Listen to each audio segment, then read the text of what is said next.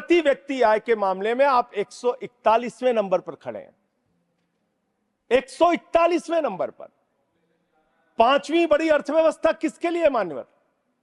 चंद पूंजीपतियों के लिए, जिनका लाखों करोड़ रुपए बैंक का कर्जा माफ किया गया।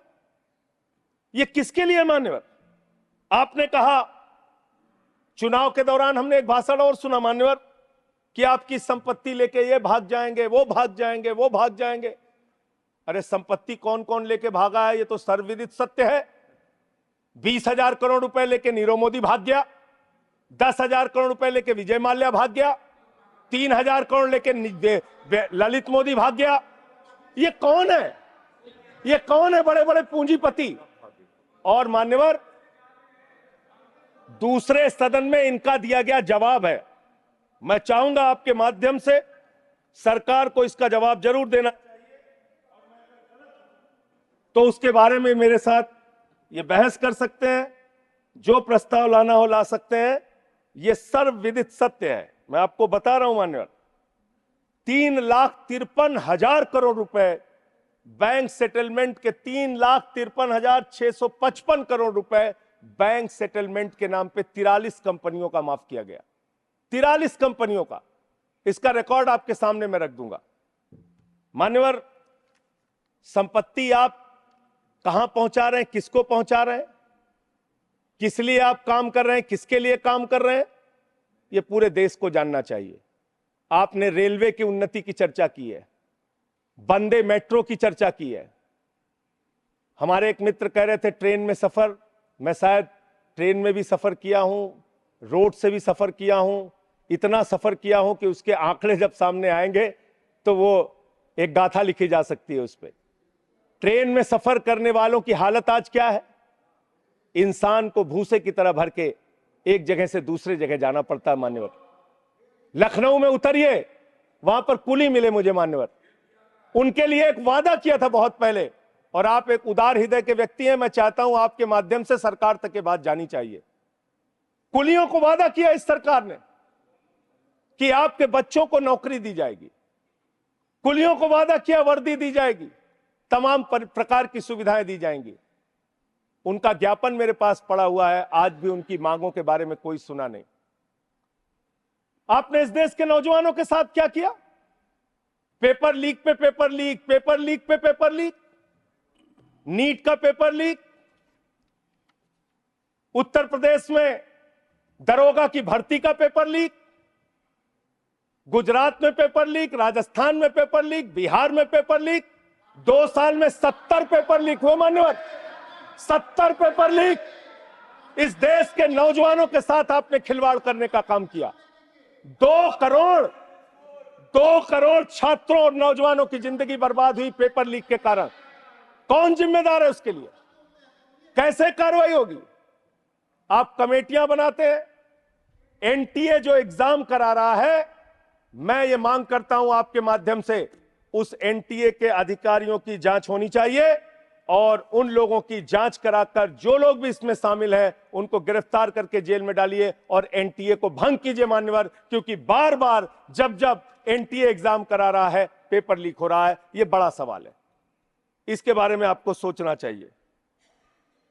दूसरी बात मान्यवर, आपने कहा राज्यों के विकास से ही देश का विकास होता है। यह बात सुनकर मेरी आंखों में आंसू आ गया। इतनी बढ़िया बात, इतना उदार हृदय आपका, वाह वाह वाह, वाह वाह वाह। राज्यों के विकास से देश का विकास होता है। पिछले 9 साल में मान्यवर 324 करोड़ रुपए से ज्यादा दिल्ली को नहीं दिया इन्होंने, 324 करोड़ से ज्यादा नहीं दिया, क्योंकि यहां पर आम आदमी पार्टी की सरकार है। यहां पर शिक्षा मंत्री को जेल में डालना है, स्वास्थ्य मंत्री को जेल में डालना है, मुख्यमंत्री को जेल में डालना है। यहां विकास के लिए हमारा सहयोग नहीं करना।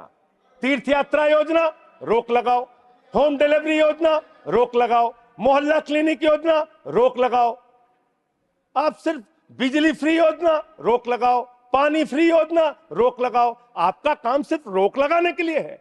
अब क्या राज्यों का विकास कर रहे हैं मान्यवर? 8,000 करोड़ रुपए रूरल डेवलपमेंट फंड का और बाकी शिक्षा स्वास्थ्य के फंड का केंद्र सरकार के हिस्से का पंजाब का इन्होंने 8,000 करोड़ रुपए रोक के रखा है। ये राज्यों का विकास आप कर रहे हैं, ये राज्यों के साथ आपका वर्ताव है, ये आपका संघीय ढांचे में यकीन है।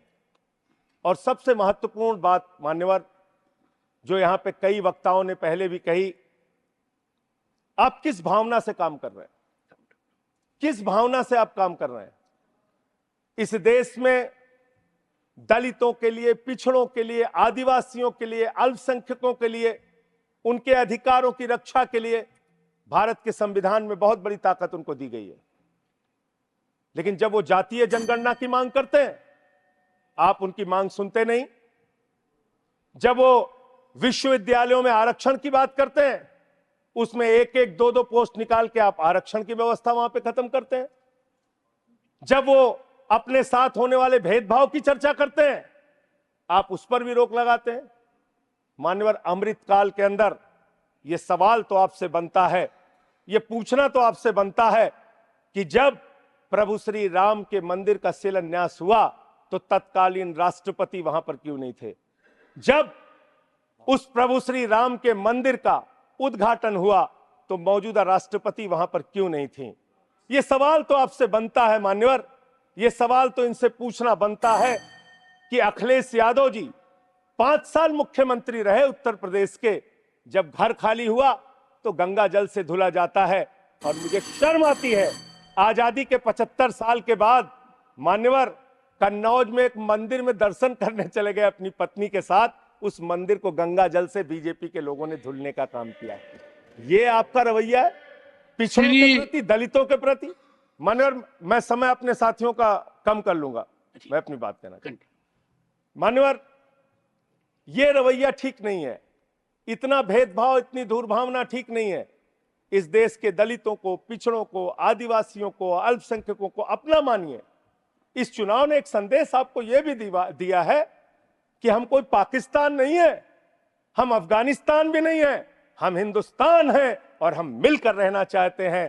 पूरी धर्मनिरपेक्षता को मजबूत करके मिलकर रहना चाहते हैं। संविधान को अपने आगे रखकर मजबूती से उसके साथ चलना चाहते हैं। मानवर, ये देश हिंदुओं का भी है, मुसलमानों का भी है, सिखों का भी है, ईसाइयों का भी है, बौद्धों का भी है, जैनियों का भी है। ये देश सबका है मान्यवर। इस भावना से आप देश को आगे लेके चलिए, पूरा देश आपके साथ खड़ा होगा। इतनी नफरत, इतनी दुर्भावना आपके मन में क्यों है?